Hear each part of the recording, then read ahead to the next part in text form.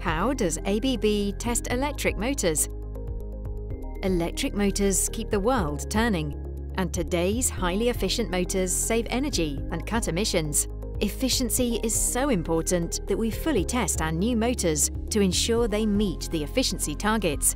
Motors are machines that convert electrical energy into mechanical energy, but no machine is perfect, and some of the energy is lost. By measuring these energy losses, we can calculate the motor's efficiency.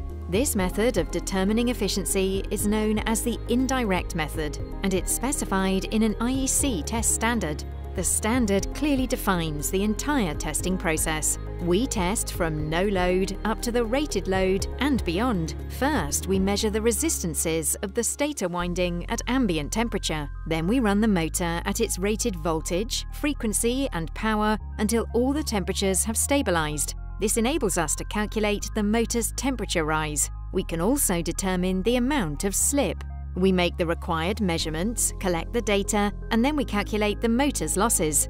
Load losses occur in the stator and rotor windings. The so-called constant losses consist of friction losses that are mainly in the bearings, windage losses in the fan and other rotating parts, and iron losses that mostly take place in the stator core. Additional load losses arise in the core materials and winding conductors. The next step is to sum all these losses together to calculate the total losses. Then we subtract the total losses from the input power to get the output power. Now we know the input and output powers, it's easy to calculate the motor's efficiency.